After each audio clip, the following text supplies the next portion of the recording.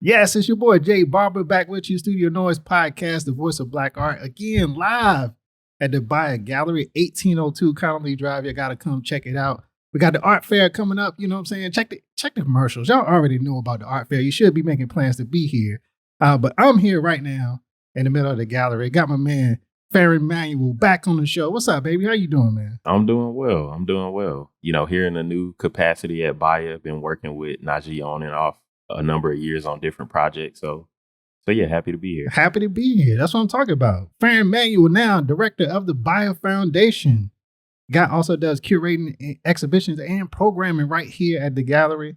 At Faron Manuel on Instagram and at BAIA_Foundation. What is it? Yes, at BAIA_Foundation. You can follow the foundation on Instagram. Keep up with what we're doing. That's right. Now, this is interesting.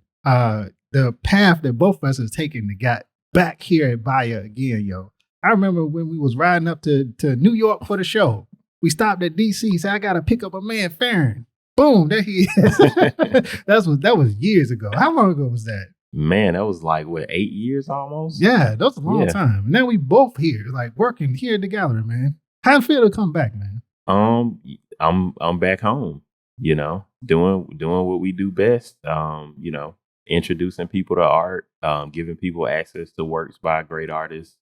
And, you know, on the foundation side, what's really great is we got to formalize a lot of the good work Black art in America has already been doing in educating people and putting forth, you know, interesting programming. That's what's up. And we're going to keep that going. That's what your job is, to keep it going. Right. Now, you were formerly at the High Museum. Tell people what you used to do there. So at the High Museum of Art, I was there for close to 7 years. I coordinated the Mellon Curatorial Foundation grants. So there were 2 grants from the Mellon Foundation, one in partnership with Emory University focused on developing publications. And the other was an undergraduate grant focused on, you know, just giving students from diverse backgrounds an introduction to curatorial work in a 2-year grant program where they got to learn to be curators. And they really, contributed to shows at the museums, wrote essays for catalogs, and did a number of different things. Nah, that's a cool program, man. Like, so in seeing that, like, how many great people did you see, like, come through and go on to do, like, good stuff in the museum world? Oh, man. All of the students, you know, have made me proud. You know, we have Kayla Jackson, who's now studying history of art at Harvard University. Oh, nice. So she's hosted a conference related to Black portraitures and images of Black figures in European art, historical European art.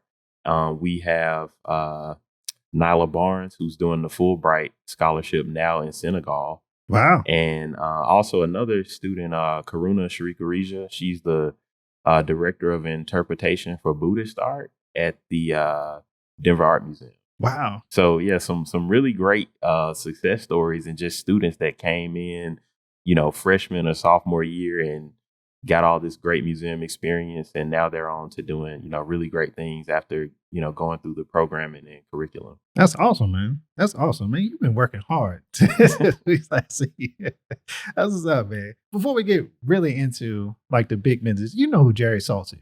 Yes. All right. So I was listening to Jerry Saltz. Everybody don't know Jerry Saltz is like this art critic. Big time. He wrote his book, How to Be an Artist. Y'all can check him out. He gives all kind of like it's gonna sound strange, but I refer to him as like a hotep for artists. You know, like a hotep find a girl and be like, Grand Rising Queen, good morning. He does that stuff for artists. I feel like he puts out a lot of like artists. Just inspirational. You would be super important, like something like that. But anyway, but I was listening to him talk in this interview that he did, and he was talking about how people are collecting the same 22 people like all the time. Like in most of the art world, rules only apply to like the top 1% of 1% of artists. And so as every year, it seems like there's always 5 artists that consultants add to the little mix of who people should collect. And they kind of forget about all the other artists. In your experience, and you smart man, curator, you know what I'm saying? I look to you for a lot of like scholarly kind of advice and stuff like that. Like, what do you think about that? Do you think that's true? I mean, if the numbers say it's true, then there's something there, obviously. But I would say people like a safe bet, especially if they're, collecting with a financial motive in mind. And, with people just purely collecting what they like, I think there's a lot of benefit in encouraging that and getting people to, go for what they like. I like how Jerry Saltz on his Instagram, he'll do these posts called art that I'm not supposed to like because of his his understanding and his place in the art world. But he's honest and sincere about showcasing what he likes, even if it's not gonna be well received or it's not gonna get the same. Yeah. As always, presented by Black Art in America. Right now at the BAIA Gallery, Better Days, Joy and Revolution, curated by your boy Jay Barber and Faron Manuel. Prints and print processes on full display. Kara James Marshall, Delita Martin, Robin Holder, Robert Pruitt, Chloe Alexander, Rashawn Rucker, wonderful Black printmakers showcasing their talents. And that show is leading directly into the Fine Art Print Fair on August 11th and 12th. We talk about it right here on the episode. Make sure you're there. Come on down to Atlanta, the BAIA Gallery, 1802 Connolly Drive, East Point, Georgia.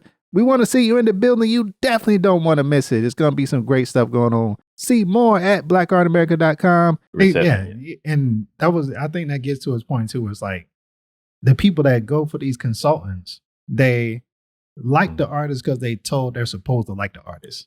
Like, you know what I'm saying? Like he's saying, I'm not saying, he's saying that work is mediocre.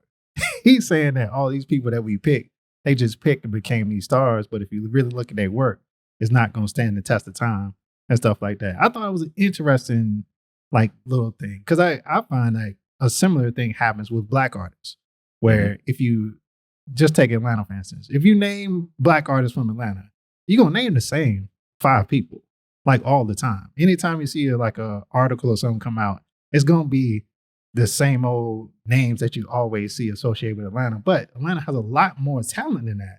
And and you rarely get to see like those names be at the top of the list. And if you do see them, then you feel like something happened. Like they either got into UTA or like something like that. Like they've been like embraced by the bigger system before they get there. I think people don't like to be quizzed, So like if they can go, based on the answer key, it makes it it makes it easier.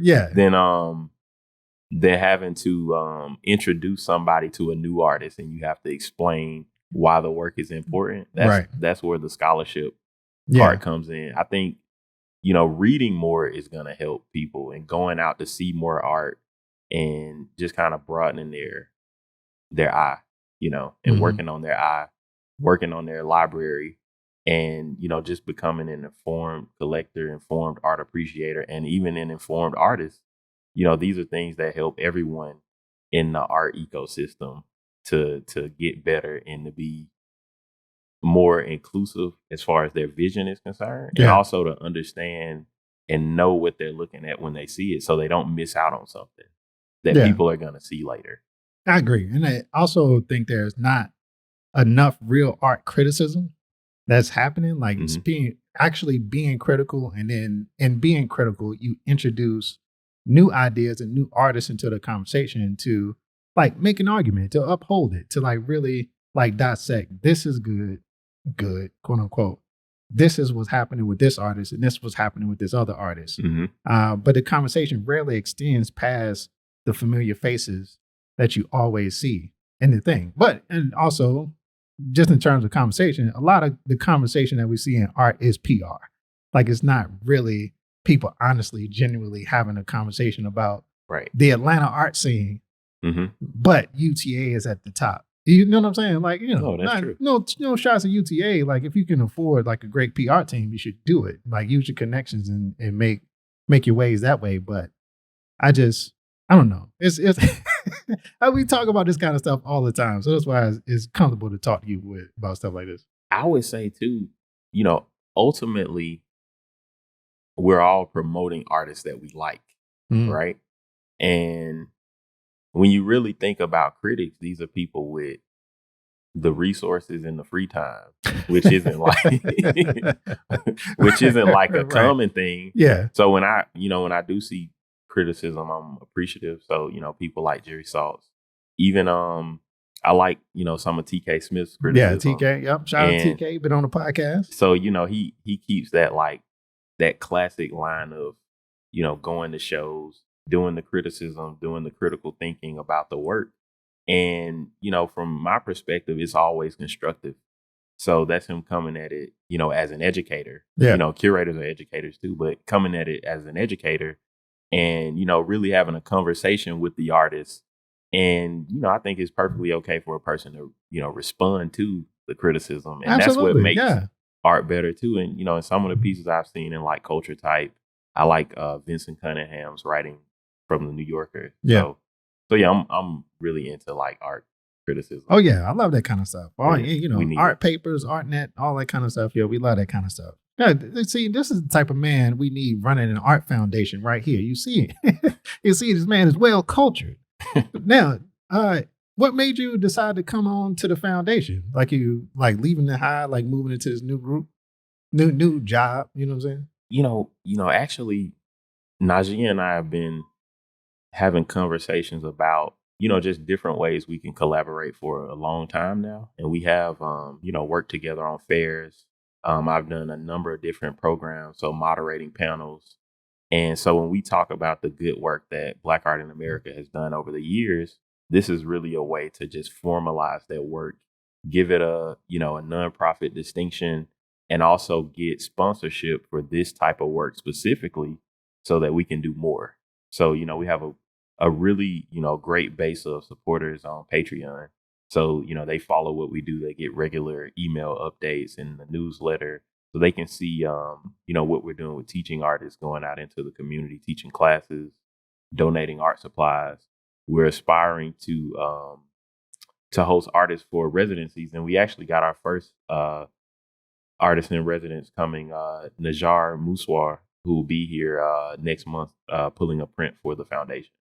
So that's awesome. So man. yeah, we got things rolling. That's awesome. I'm happy about it. Yeah. And so what direction do you see the foundation going? Like what would be the purpose if you would describe it?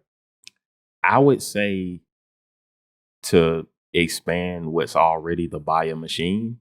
I think, we already have a really great formula here as far as, what I call the Black Art in America alumni. So you got like great artists who, use BAIA as a launch pad. You got artists working in the space now. You got Najee Dorsey here, multiple museum shows, noted artists. And, you got the Studio Noize podcast. You got me here. I was at the High Museum of Art. And I consider that like our pantheon of Black Art in America alumni who are just kind of doing these different things in different spaces. But it's like, how can we offer that to other people that are up and coming in the form of programming for a public audience, residencies, internships, fellowships, and just trying to find the perfect structure to bring people into a creative incubator. So recently you announced a partnership with the Future Foundation with BAIA. Tell me about that. So the Future Foundation is a foundation started by Atlanta Hawks legend Sharif Abdur-Rahim, and we've over this summer, Tanya Mitchell, multidisciplinary artist, has taught art classes at the Future Foundation to a group of middle and high school students. So introducing them to drawing, abstraction, collage, painting. They've made African masks. So really just kind of getting that next generation ready, or, the future collector or future artist ready to participate in this space. That's awesome, man. And so what is that program going to look like? So far, this month we've done, say 4 classes a week. The classes are an hour and a half each. We're considering what a fall schedule would look like, and also opening up classes to students from other programs, other schools, other spaces on Saturdays in the fall. But that's not confirmed yet, so don't bring your kids expecting it. We're drop your kids off at BAIA. Yeah. So yeah, I've only been here about it's not less than a daycare. month, so we're still working out the schedule. Yeah, that's what's up, man. That's what's up. And are the kids enjoying it? Yeah, we've gotten some really great works of art, out of this whole thing. And we're so actually they in gonna here making stuff. we're gonna dedicate a really small space in the gift shop to showing some of the works by the students. So they're in here making stuff. Yeah, so they don't come here. She goes out to they have 2 locations, one at Paul D. One at a middle school, and one at the Future Foundation's location. So we send the teaching artists out to that's what's up. Give the classes there. No, that's a good time, man. That's a good time. What anything else that you like really focus on in terms of the foundation that you want to build on? Exploring how we can partner with other organizations that don't particularly work in the art space, but where we could benefit from partnering, whether that's bringing in and introducing new people to the gallery or introducing new people to the programming that we do here. And, and also, helping them to capitalize what they do. So I'm kind of thinking of different like people I've been working with, but if I don't know if it's safe to like mention it right now, but we're looking at some different fundraising opportunities, and looking at ways we can use art to support other causes, would be a really good thing, and also just working with artists to expand our footprint, put more art education out there, and there's a lot of good works that artists already do in terms of educating the community, putting forth certain little known narratives, and really just expanding in that way. Yeah, and a lot of that artists just need support, and artists just need support. So so even talking about the residency, bringing artists in and giving them like a mini creative vacation where they can really just create and be in a space where they're not thinking about things they typically have to deal with at home. Yeah, that's always good to get a little free time, especially for artists. You get so busy like nowadays. Hopefully y'all are busy out there listening to the podcast. I found a lot of hard time. It is like carve out studio time and away from all the other stuff I got to do, just daddy stuff and school stuff and this and that. You know what I'm saying? All these projects put together. So having a program to come out to a place like here, and I know they have a section of a building right over here where people can come and work. We got a residency space, and we have a connection with me in the print studio, Atlanta Printmaker Studio. So you can always like come and make a print there, like Najar is going to do. That's going to be big fun having Najar in here. Yeah, we got to get him on a podcast too. Get him in person and get him up in here when he takes his visit, Joe. So early August, let's make it happen. Yeah, we doing it, Joe. We doing it.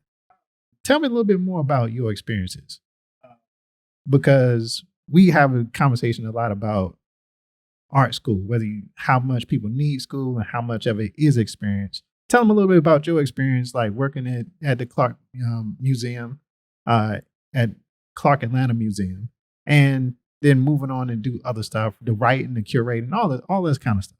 So while I was a student at Clark Atlanta University, I worked in the CAU Art Museum under Tina Dunkley. She encouraged me to curate an exhibition after being a docent there for a while. And I really wasn't, not to say I wasn't interested in doing it, but I wasn't fully interested in doing it. Yeah. And she kind of had to talk me into it. But once I got into the process of finding the works and writing about it, piecing the works together to tell this story, that's not always explicit, because sometimes an artist can't really, they're getting their piece out and they're not really always thinking about how it connects to other works that their contemporaries are, creating. But as a curator, you get to pull these things together, weave new narratives, and show people new ways of looking at the work. And I learned all of that through just curating that first show. And from there, it was just something that I enjoyed doing and something that I had to do. And let me see, I worked there in the museum for maybe, I want to say 3 years. Mm-hmm. And after college, I went and worked I went and worked with Noize at Black Art in America full time for a short stint, maybe about 6 months. And then Tina retired from the museum. They got a new director there, Marita Poole. I went and worked with her for 6 months, just kind of serving as an institutional knowledge, getting her acquainted with the collection that They have their great collection at Clark Atlanta, by the way. Yeah, amazing So collection. got her acquainted with the collection there, and worked with her as a curatorial assistant for Special Projects. So we had a couple of fundraisers, events that were coming up. So I got to curate with fundraising in mind. So that kind of gave me a different perspective on the work, thinking about structuring programs and getting sponsorship and support for an institution. And then I went and worked at the High Museum of Art on the Mellon Foundation grants, developing curriculum, creating itineraries for travel. How big of a shift was that? Because we think of Clark, we know a little bit about how Clark operates, and we know a little bit about how the High operates. But you've seen it on both sides. Like, you actually were in there with the numbers. That's what I'm trying to figure. I would say, how big of a shift? So at Clark, I would install the artwork, I would paint the walls, I would change light bulbs. But at a bigger institution like the High Museum, you got specific people that do things like this person, you need to call them to change light bulbs. This person is going to paint the wall. You can curate this show, but this person, these preps, they're going to install the show. So that was a different thing for me to have to give out, divvy out tasks to different people as opposed to just doing everything yourself. So yeah. I think that's more of a thing of, like the size of the institution. But working at a smaller institution, you kind of can get more skill sets more quickly. Right. Than, going somewhere larger where you don't have to like handle a work of art. Right. Or, change the lighting to make the show look its best. You kind of get a different perspective doing it that way. I think people can benefit from doing it both ways. Yeah. I can see that how all the little things, like the overall presentation of work, you learn by doing it yourself. Mm-hmm. Rather than like this person, will pick it up. This person will hang it on the wall. And this person, what I'm saying? So like the kind of regimented, segmented kind of way of doing things. But it's a system that's worked out over time for an institution that size with, kind of stuff they're showing. And what's funny about it though is in creating a curriculum for aspiring curators, I got to take some experience from my work at Clark Atlanta and curating shows there. And also, some of my travels with Black Art in America to different fairs. We meet with different collectors and visit artist studios. We go over to, we make a stop at Atlanta Printmaker Studio, pick up works of art. So from that experience, I really was able to develop like this Rolodex of people to connect with when we go out of town. So, we had, X amount of money in the budget for travel. Right. We need to have a curriculum. And when I got there, the position had been vacant for a while. So there was a surplus in travel. So that was the curriculum. And I thought, this is the best way to really learn what the contemporary art world is about. It's something you can read about it, but to just be in it and, be fluid with it and just kind of go through it is a great way to fast track your knowledge and your understanding about what's going on. So we go to Chicago and do a behind the scenes art tour of Chicago where we visit the Stony Island Arts Bank. We visit with Patrick McCoy at Diasporisms.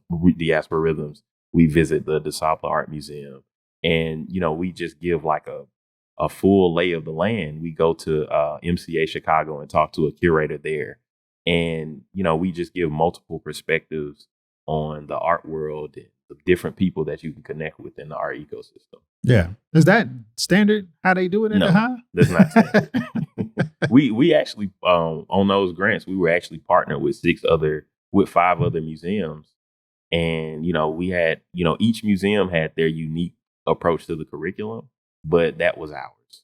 So, it's, quiet is kept. It's like inspired by the BAIA machine. Not quiet, loud. You gotta say that, make sure they know, because it is a thing where institutions can not just get complacent, but also get myopic in how they view stuff. Like, I would imagine, like, if I work at the High, or if I work at the MoMA or something like that, I would think like the art world flows through the High and MoMA and Guggenheim, and like nothing else of importance is going on other than what we do here. And that's not true, because it's so many different levels and layers to why why the art world can exist as a total. Because yes, they can be what some would say at the very top of what it is, because of the amount of material they have and the collections and the names and the scholarship and the books and all this kind of stuff. So they can have their own prominent spot.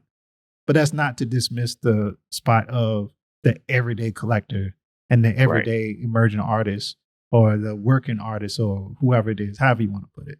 Mm-hmm. And so it's interesting that you had like my man Patrick McCoy up there, because that's a whole nother world. Like they, you know, I bet the high ain't never seen nothing like his house. So just imagine, we got the students, high museum curators, and we all at Patrick's house. Yeah, we having some tea, just art everywhere.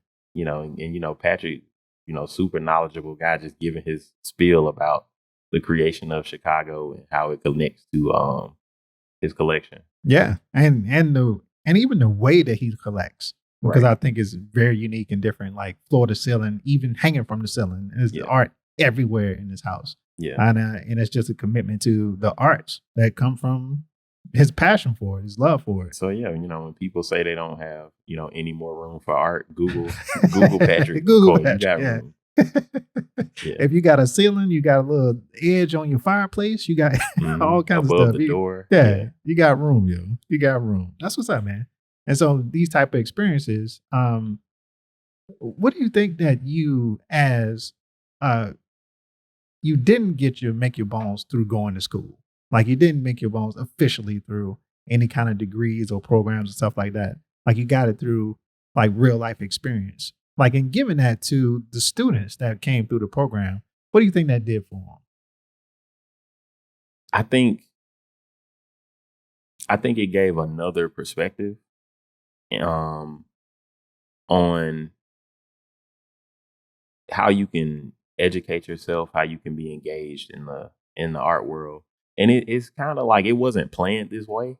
It just kind of, life happens and you just kind of maneuver and oh, this makes sense for me. I want to work with this artist. I'm going to do this in September.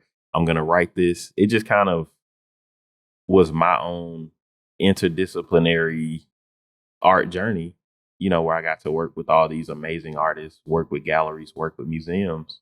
And, even working at the High Museum, the details for the position, the description for it was master's degree preferred. And I just applied for it anyway. So because I was encouraged to, like, hey, just, apply for it and interview and see how things go. And, and sometimes, your experience can be enough and you can really get into a particular place and excel. Because, ultimately, people are looking for someone that's going to complete the assignment effectively. Yeah. As always, presented by Black Art in America.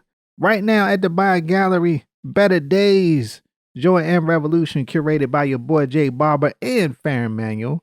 Prints and print processes on full display. Kerry James Marshall, Delita Martin, Robin Holder, Robert Pruitt, Chloe Alexander, Rashawn Rucker, wonderful Black printmakers showcasing their talents. And that show is leading directly into the Fine Art Print Fair on August 11th and 12th. We talk about it right here on the episode. Make sure you're there. Come on down to Atlanta, the BAIA Gallery, 1802 Connolly Drive, East Point, Georgia. We want to see you in the building. You definitely don't want to miss it. It's going to be some great stuff going on. See more at blackartamerica.com. Yeah. And if you can get a reputation for being a go-to person, being able to do it, the capability, like this guy's competent. I guess that's the word I look for, right? This guy's competent. He can do it. And a lot of times, too, that's the answer. It's like, hey, man, you're competent. Like, just, that should encourage people to, get out and do certain things. Like, if you're competent at it, just go for it. Just go for it. I would say that all the time, man. But a degree can help. I've had moments, too, where I realized, that can help, too. But, be good at it. Yeah. That makes sense. Let's get to the show that we got to here. This one that we co-curated. I curated a section. You curated the other. Better Days, Joy and Revolution, right here at the BAIA Gallery, print and print process show. And so as we talk about curating and like putting it together, putting shows together, that's what curators do. and how they think about it. How are you looking at materials and art to see how they will fit together in like one presentation? Because we got a lot of work, even going back to Clark and all the other stuff that you've done, a lot of experience setting up a show like this. Like what stands out to you? What makes a piece of work important enough to see? So I feel like it's like 4 questions, but but in this show, we're talking about is better days, joy, and revolution. So we're talking about different narratives in the Black experience, for one, and giving you different artists' perspective on joy, on revolution, on things that cause joy, things that cause revolution. And also you have the process pieces that get you into the intricacies of printmaking. So it's like a multi-layered show where you're getting like this highbrow art take, but it's not really highbrow. It's like you get an in-depth take on how the art is made, so the material, and you get, insight into these different artists' experience and their existentialism, which is what I love about African American art. Some of the greatest existential philosophers are Black artists, and they're telling their stories and they're going into the different narratives. What I like about this show is multiple layers, so you can get into like narratives in the Black experience, and also you get into the process and the materials of the printmaking process. So you get into the intricacies of printmaking, because a lot of times when you see a print, the finished image, you don't see all that goes into it. Oh yeah, that's so true, and I think that's especially true of printmaking, where it is all about the process. Like even whether you call a print a certain type of print, is all about the steps that it took to make it. And it's like printmaking leaves the most evidence behind. Oh yeah, of the creative process. It's all kind of relics along the way. It's all kind of like stuff that gets discarded. You know what I'm saying? It's wood, it's copper, it's screens, monoprint plates, it's collograph plates. It's all kinds of stuff that get that is considered to be part of the process to get to your eventual goal, which is the print.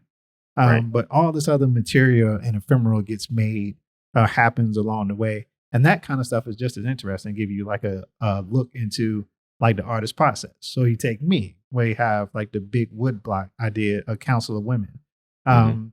You got to look at it to see the marks in it, right? You got to look at it to see when I coated it with shellac, you see the drips of shellac on the side of it. So it's not flat. You know what I'm saying? Like you get a little bit of stuff happening on the edges. The shade of the wood is turned based on when I carved what, you know what I'm saying? How deep it is. All this little stuff, the little details that is supposed to only matter in terms of what I get when it comes off the press. But, when you have it right here as an object, the object itself has its own value. Right. You know what I mean? Right. So yeah, multiple layers to the show, multiple perspectives. And,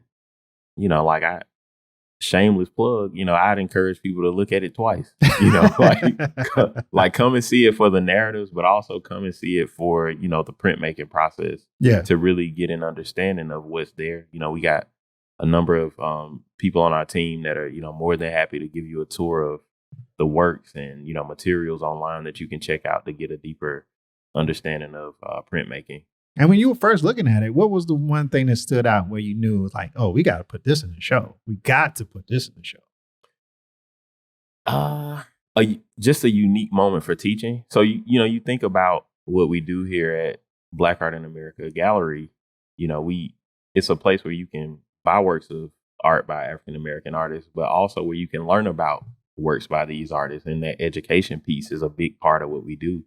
And, this is really a museum caliber show, which, you don't often see at a lot of galleries where, people are being informed to this level on what they're buying and how what they're buying fits into the creative process, it fits into different narratives in the society. So it's not just a simple showing of works that's, more superficial. That can be okay too. That's what, that's your thing. Yeah. But we want to give another side to showing the work. So you can also do like an awesome and appealing showing for collectors that's super informative. So we've had a number of, different schools have come here for field trips and, had a museum like experience in a gallery. So, we pride ourselves on the programming and exhibitions part of what we do. Yeah.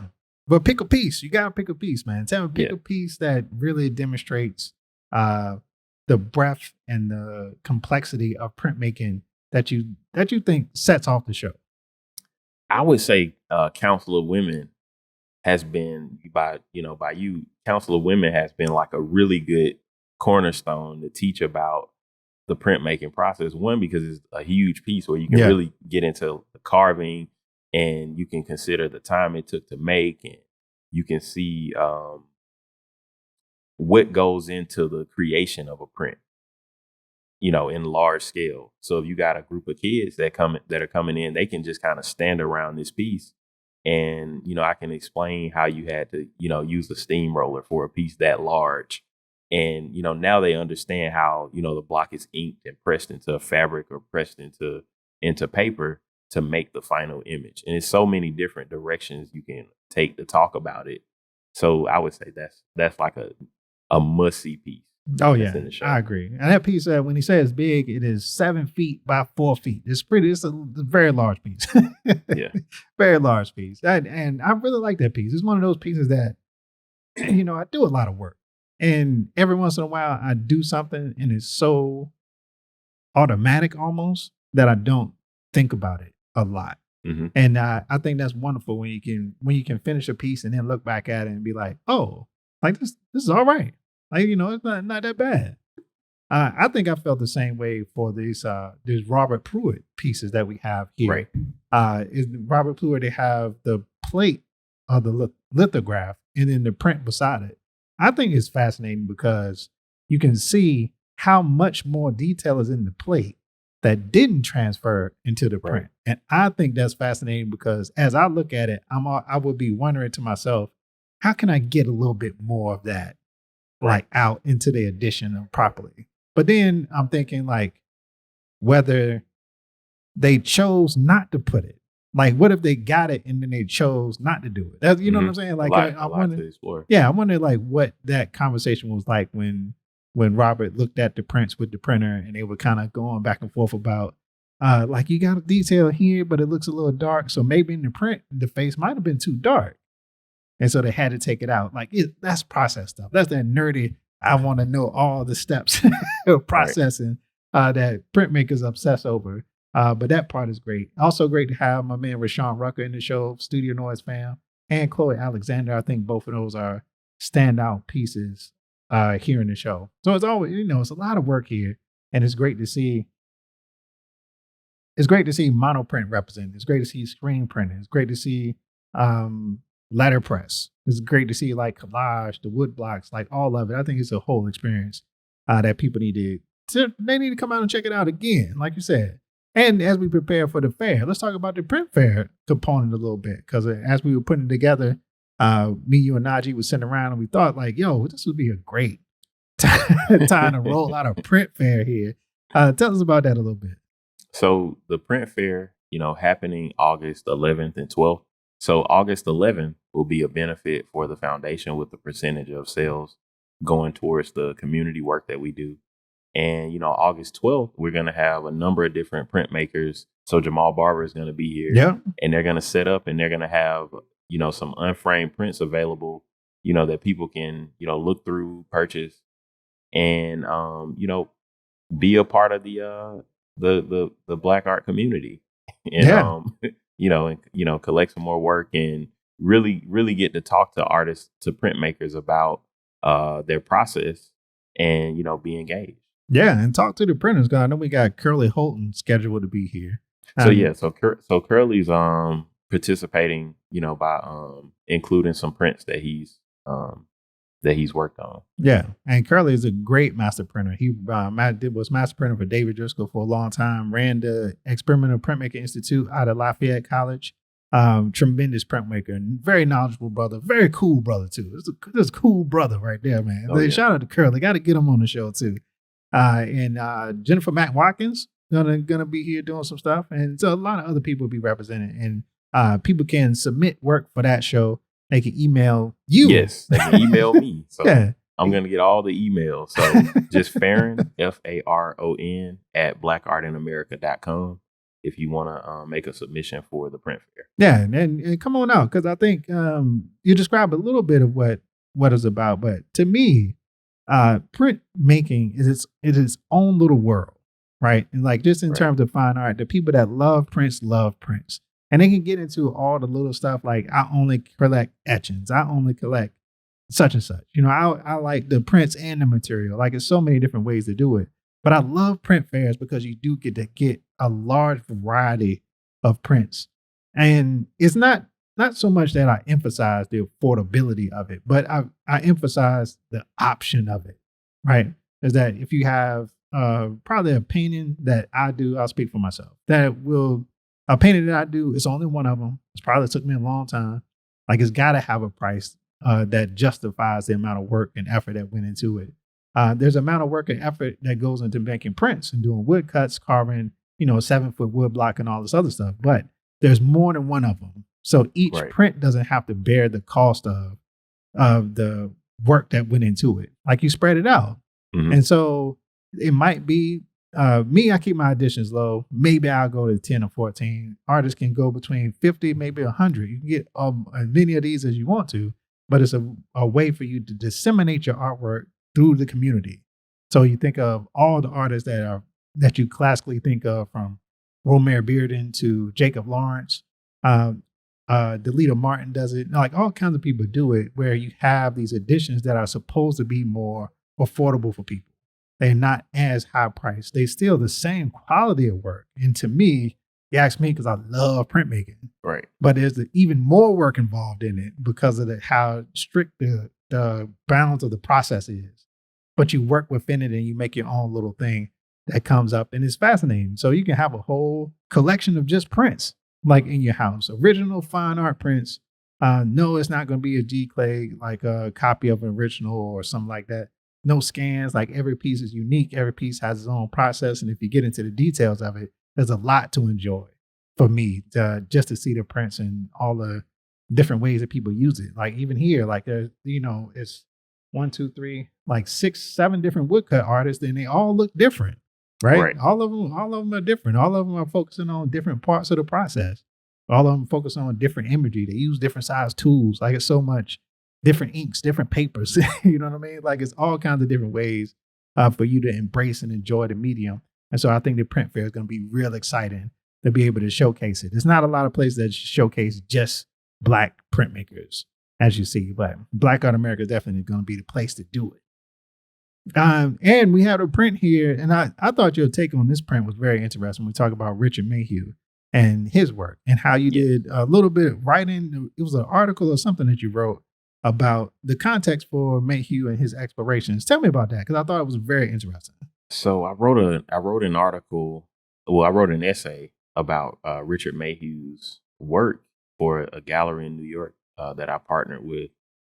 And, I really took a deep dive into his concept of the mindscape and painting landscapes from his insight, as opposed to just doing a study of nature. And it really got me to thinking of how subconscious a landscape painting can be. So when you look at, painters like Thomas Cole, who's known as like the father of the Hudson River School, the earliest, landscape painting school in the country. And landscape painting is also considered to be America's earliest art form. You can really see a different story being told than the story that's being told in Richard Mayhew's work. So you might have like the Little House on the Prairie that's, with a storm coming in. Right. So it's a lot of uncertainty. Yeah. About being on a new land in a new environment. And a sense of danger. A sense of danger. Yeah. Within those landscapes. But you look at a Richard Mayhew, it's these deep colors that in really thinking about Mayhew's work in the early, you look at his paintings from the early 1960s, and before then, he really got heavy into like the tonalist tradition. He was inspired by a painter named George Ennis, which which the toneless tradition is when landscape painters will use really dark shadows to communicate emotion. And so Richard Mayhew being in that, in the early 60s, his paintings went really dark. And you really think about the life of, the life experience of a Black person in America in the early 60s. It's a dark time. A lot of things, unfavorable things were going on towards the community. And, that can be seen in his art. That can be seen in the paintings and how much shadow is in there. How many evening tones are in the work. And then around like 1964, 65, some of those colors we know him for using now, like the bright purples and blues and reds, they started to kind of break through. And, my speculation is that, what happened around 64, 65, you got the Voters' Rights Act, you got the Civil Rights Act, you got, a bit of relief on the political front. Mm-hmm. So, that resonates in the work, as artists tend to connect with what's going on in the world around them. And, that's like my timeline of Richard Mayhew's work. I'm not going to give away the whole essay because I want you to look for it. But they got to go find it. Where can they see it? It's in partnership with a gallery called Venus over Manhattan. So it'll be put out as a printed catalog. Nice. So, keep an eye out for it. Yeah, keep an eye out for that. Because I think that's brilliant because we artists think they're doing something in a bubble. We always think like, no, I'm doing this. Like, I'm not, I hate when artists say this, but when they say, I'm not looking at nobody's work. I'm not studying nobody's work. I don't want nobody else to influence what I'm doing. You walk by. You walk by. You saw it. You felt it. I think I use the word zeitgeist a lot, where it's just the zeitgeist of the times. Like just by watching TV, picking up conversations, whatever it is, you get that feeling of in the 60s, for instance, that sense of impending doom of the church bombings and all the stuff that's happening. A man was lynched today. All of this stuff, it causes a pressure on you, whether you want it to or not. Right. And then having a little bit of breakthrough with the Voters Act being signed and all the other small civil rights victories we were able to get. Like you do get a sense of euphoria, a shot of a boost of adrenaline or something that comes out of that because you have felt like you achieved. And if, depending on your preference, depending on your political affiliation, like you felt like something had changed for the better, that optimism leaks into everyday life. And so it's impossible for you to separate yourself from it. Unless you're just living in a bubble. Right. Who lives in a bubble? But where are the bubbles? Yeah, where the bubbles at? Yeah. And I would argue that even the bubble has a context if you really think about it. Like something happened to put you wherever you are.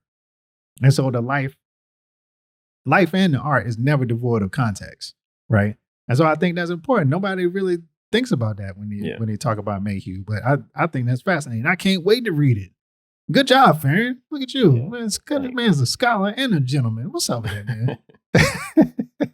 I love it, man. Hey, actually about this, just in terms of like you and everything I've ever always known about you, you're always professional and present yourself. Like you're nice and calm, collected. You always got the words. You study what you're doing. You're never going out making yourself look like a fool. Tell me about that though, about how this kind of work ethic that you have and the approach to how you are doing your business and presenting yourself, how that is effective for somebody like you in the job that you have. I believe in I don't know. I believe in doing things right. Yeah. like growing up, I wasn't allowed to like leave the house looking a certain way. So I can just kind of hear my mother's and my grandmother's voice, my father's voice in the back of my head. Yeah. Like, what are you doing? Like, so I have to iron. I have to, I don't know. I just gotta come correct. And I just feel comfortable like this, Yeah. I love it, man. I love it. I think that's makes you who you are. You know what I'm saying? Like I'm sitting here in shorts. You get here with a nice jacket on. That's all right. You make me feel underdressed every time I show up around you. Oh man, that's not the intent. But but I like it. No, it's a certain way that you approach what you do that I think carries over in the work that you do too, and the way that you talk about it. And you are not officially what the degrees and all this other stuff behind you. But I would put you up against anybody else like on that level that would be presenting yourself or curating work or something like that. You're on par with them. You know what I'm saying? In that terms. And I think that's because of your attitude and your approach a little bit. Man, thanks. I appreciate that. Man, that's my man, yo. That's my man. So as we finish up here, man, anything else you want to say about the BAIA and the foundation and stuff like that? Look for us on Patreon. We're always, happy to get new supporters, and we'll keep you updated with what we're working on, and students that are coming into the space and their progress and growth. And and also the print fair coming up. It's an event that we're really proud of how it's shaping up. It's going to be some really great works available. Kerry James Marshall, Robert Pruitt, Jamal Barber, Jerusha Graham, a number of great works by great artists, that you'll have access to at, reasonable price points. Yeah, absolutely. So, yeah. Absolutely. Come and check us out. And if you get something on Friday the 11th, a percentage goes towards a good cause. So that's what's up. And so is there anything on the horizon or any ideas that you want to do like here in terms of programs or exhibitions or anything like that? Like a wish list. If you had like, oh man, I broke through, I got this amazing grant. They dumped as much money as I possibly need on me. Like, what would that program look like? I would say, really a focus on creative economy. So, say like I don't want to give all my ideas away. Yeah, don't give it all away. But I would say, residencies with a focus on, say, even professional skills development. Mm-hmm. So, kind of like a fellowship, but more on the side of a residency, and inspiring people and giving them, new and creative ways to do a job that they like to do. So, we're thinking about art professionals, we're thinking about writers, we're thinking about artists, and how all of these people play a part in keeping this thing we call the art world going. I love it, man. I love it. And before we get out here, speaking of keeping the world going, we're talking to you, looking at and hearing two Black fathers here on the podcast. Faron recently had a beautiful baby boy come up, man. Tell me about the baby boy, man. I don't care what y'all say about this. I think this is important information. Bahari, he's a 1-year-old. Just, walking and talking. He's an artist too. Recently he was crying and he showed me, he pointed at something. He stopped crying and he pointed at something over the couch. He taken an ink pen and made a thing, something abstract. And, so, me and his mom, we got him a coloring book, and, he took the crayon and he wanted to go back into it. Yeah. Make it a, multimedia piece. So, I'm raising an artist. I'm not like forcing it. He's just kind of into it himself. Let him go. So I just let him, if that's what he wants to do, then that's cool with me. That's what's up, man. How did it hit you when you first got the baby? How did it hit me? I was excited, and I'm having a lot of fun in fatherhood. Not to say, oh, I wish I would have done this sooner, but right, I did it at the right time. Yeah, I know the feeling. It's great. His mom is great, and yeah, we're raising a beautiful, beautiful baby boy. That's what's up, man. Yeah, he made the man happy because he bring him out to art events. Yeah. You see him like pop up every once in a while. Beautiful boy, man. So, congratulations. We got the art baby, so you'll see him at different. You might see him at your show. That's what's up, man. Atlanta. I love it, man. I love it. I love to see like people that inner fatherhood, inner parenthood, period. Like anybody that has kids, you can see the change that happens in people, and it's not like a dramatic change. Like, oh, now they start dressing bummy and they get fat and shit like that. Like nothing like that. But like just. I don't know. It's a level of engagement and excitement that happens. And, I don't know. I love it because it always makes me think of my kids and the moments. My kids are, in high school and middle school now. Like it's been a long time from 1 year old, but I don't know, flashing back to eating cereal with my girl on her little Elmo table that she had, me bending over, crouched out eating cereal with her. like doing stuff like that. Like it's a beautiful thing, man, when that kind of stuff happen, man. Keep these Black legacies going. And if he's an artist, that's even better. Yeah. You know? I love it, man. That's what's up, man. Faron Manuel. Thanks for coming on the show, bro. Like, we have to bring you back and have more candid conversations that we be having about art topics. And I think it's always fun to have Faron on. And since he's here now all the time, So, you know, yeah. might pop in a few extra special episodes featuring Faron with us just discussing whatever topics pop up. Because I'm sure it's a lot more stuff that's happening that I would love to talk about. And I just need the right context. Because I don't randomly want to throw in like a lot of my thoughts on like AI and like so many other things. Like, you know, the copyright thing with the Andy Warhol and the Prince. So many like little things that I would want to like discuss. So I got my man Faron with me. Y'all be seeing him a little bit more on the podcast. Maybe some short episodes with me and Faron talking special stuff. If you got any suggestions or topics you want us to discover, go ahead and send it to me at studionoisepodcast@gmail.com. And Faron, tell them where they can find you before we get out of here. You can find me on Instagram. So you can follow the Black Art in America Foundation at BAIA, BAIA_foundation. Or my personal Instagram is always open. So it's just Faron Manuel at my name. I kept it simple. There you go. You know, or just follow Black Art in America and you can see more of what we're doing. And also, you know, again, we're always looking for patrons and supporters. Look us up on Patreon to make a tax deductible donation. That's what's up. The man is director. You can see. Yeah. He had to slip that in. I ain't mad at him. So, hey. Yo, I ain't mad at him. It's Faron Manuel. It's the Noize, baby. We see y'all next week. Peace.